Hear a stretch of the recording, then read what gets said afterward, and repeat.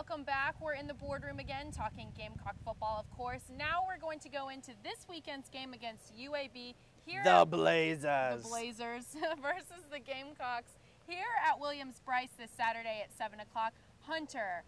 Alyssa. What do you expect from the Gamecocks this weekend, and what do you expect from UAB? I expect it to be a little more tough for the fans to stay in their seats because it's going to be a blowout. Probably worse than it was last week against ECU, and you know the fans didn't stick around for that one, so I don't know if they'll stick around for this one, but that's a shame. Well, I know Spurrier had some comments about the student section specifically. Talk about that a little bit. Yeah, it's a disappointment. You know, as a student, I was disappointed to see everybody leaving. I mean, I understand it's hot, but put you some sunscreen on, you know. Get some drinks, water. Yeah, and you're good. And it was, I mean, he said at halftime, he turned and looked, and they were only up 21-0, and ECU very easily could have come back and won, but more than half the student section was gone. Right. And, I mean, he cracked the joke, but it's kind of not a joke that, you know, the party can wait. Yeah. You know, and it just kind of seemed like students had better things to do. Right. And this week, it's I believe it's a 7:21 kickoff. We'll call it 7. It's a 7 o'clock game, so there's no excuse. It's not going to be hot. So if you leave early, then I have no respect for you, to be honest. And, you know, stick around for your fellow Gamecock players. The football players, they're your fellow students. They thrive off of you. Them. If anybody was here for the Alabama game 2 years ago when they were #1, everybody was there. Everybody was having fun. I mean, it was the #1 team. It's kind of different, but still, the atmosphere when you have a full student section is amazing. Electric. It is amazing. Nothing compares to it. Right. Well, going into the game more specifically, what do I need to know about UAB, about UAB's team? Any specific things in general? Well, they lost to Troy their first week. They had a bye week, which the fact that they had a bye week could play into Carolina's favor. A lot of things could play into Carolina's favor, specifically the talent level. But they're coming off a bye week. They didn't play. They lost to Troy, which is a team that's pretty historically bad. Right. Their quarterback is a bright spot. Jonathan Perry, he threw for 317 yards and 2 touchdowns. I don't know much about Troy's defense, their secondary. I don't know if that's a great thing or if it's – I mean, it's good. Right. Like, you can't say that throwing for 300 yards isn't good, but I don't know true. how good it is. But so I would be on the lookout for him. Hopefully our secondary is, you know, going to play as good as they did. I mean, we had 4 picks. So I'd be on the lookout for Jonathan Perry. Remember that, fans. Jonathan Perry. He's talented.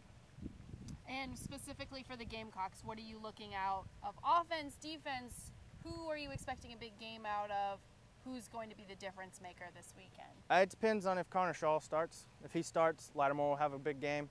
If Dylan Thompson starts, then Dylan Thompson and the wide receivers will have a big game. Right. UAB runs a little different style of defense, but it's still not up to par. I still think we'll be able to throw as easily as we did against the ECU secondary. I don't mean to bash ECU, but it is what it is.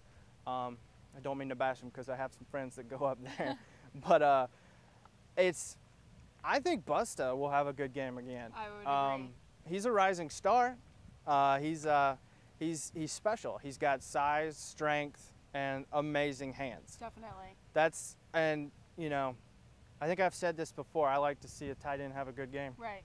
And he'll have a good game. I'd like to see Justice get, you know, a couple receptions in there. I'd like to have a receiver have a 100-yard receiving game. Right. We haven't had that yet. It's because we've been spreading it out, which is just as fine. Right. I mean, a W is a W. Nobody's going to complain if we win. True. But I'm just the type of person, I guess it's old school, where I like to have somebody who's our go-to receiver. We haven't found that person yet.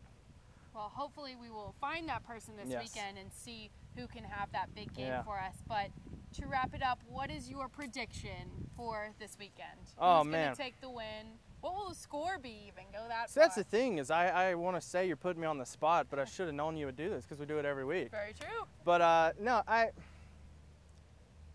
you know, as a student here, I want to say we're going to shut them out, but I doubt we will, just because, you know, we'll have our third stringers and fourth string and fifth string if we have a fifth string in there. And so I'll say we'll definitely break 50.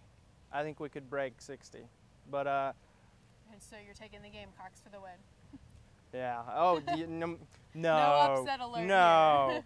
Yeah, I'm taking the Gamecocks for the win. I think it'll be, let's go with 55 to 10.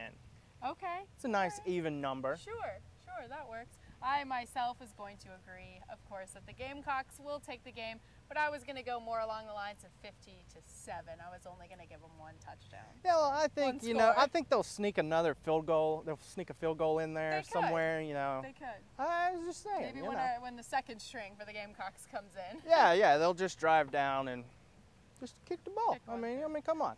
It's a field goal. Well, we will be awaiting the results this coming Saturday. Make sure you guys tune in next week where we will break down the UAB game and look ahead to the game upcoming for next week. Thank you for tuning in to Capital City Sports. I'm Alyssa Lang. This is Hunter Banks. We will see you next week.